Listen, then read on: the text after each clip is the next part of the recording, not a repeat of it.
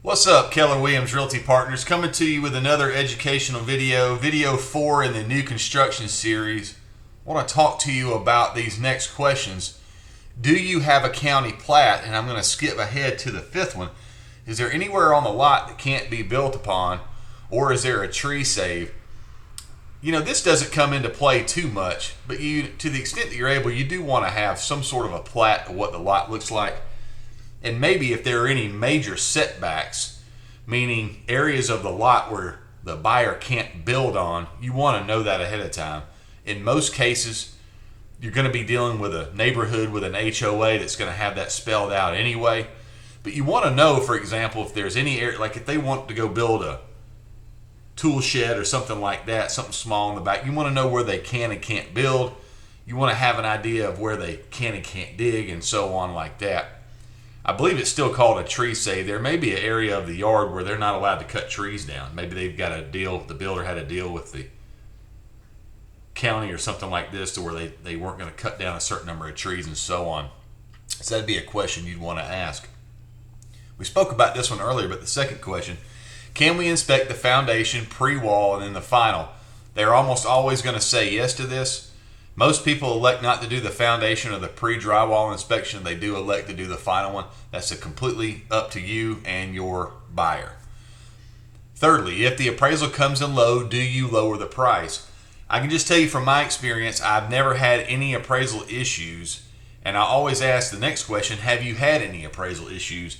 I've never gotten an affirmative to that question in the 20 or 30 of these new construction deals that I've done. But you do want to ask what the procedure is if the appraisal comes in low. Maybe since we're in a little bit of a different market where it's softening up just a tad, you may start to run into these with new construction. But again, I've never seen that. But at the very least, you do want to know what the deal is if it happens. And then finally, the last question on this sheet, what is the HOA initiation fee and what does the HOA cover?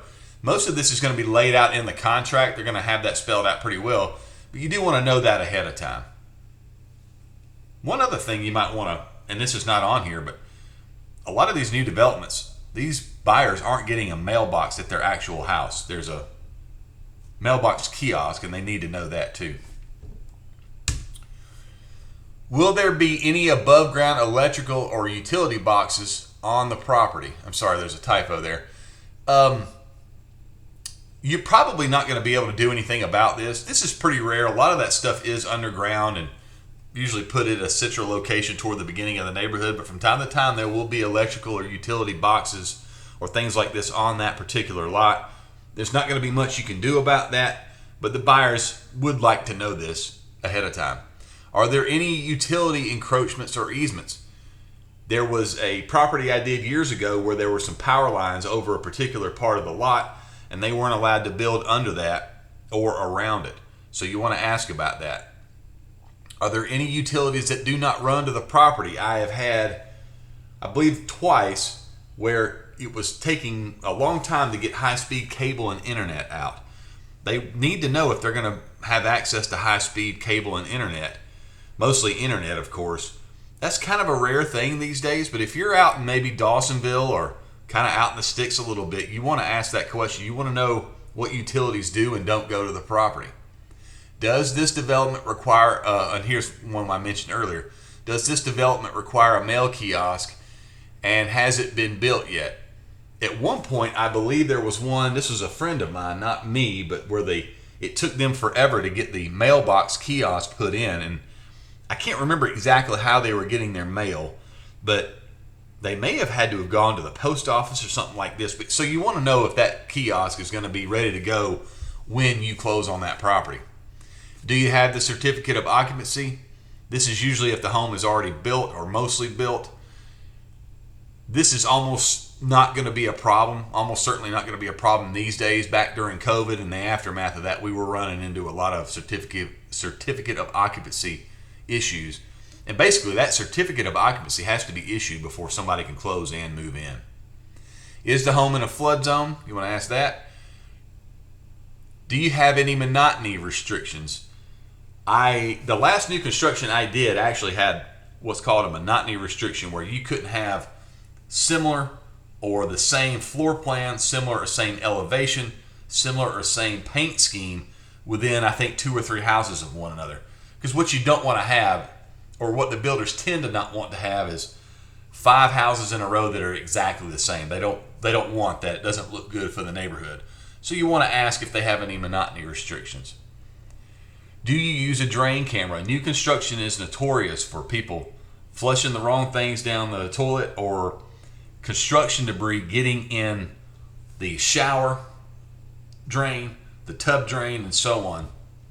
A lot of new construction people will use a drain camera to make sure that doesn't happen. If they tell you that they don't do that, that's something you want to have the inspector make sure they do, is run a camera down there, because the last thing you want is for in a month, for the tub or the sink or anything like this to start flooding because there's sheetrock and construction debris all in there.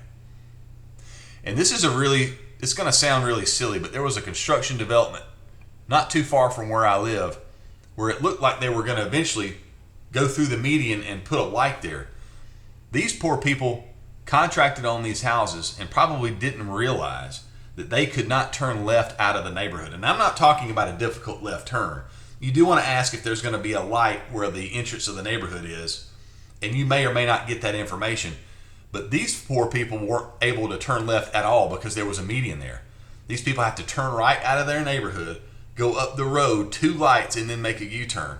So a lot of times it's going to be obvious when you pull into the neighborhood there may be a light already there. But you want to kind of let your client know, hey, look out for this. I've gone to several neighborhoods off of, for example, 92 where there's no light, and it's very, very difficult to make a left-hand turn because there's no light there, or they're not able to make a left-hand turn at all because there's still a median there. So that'd be a question you want to ask.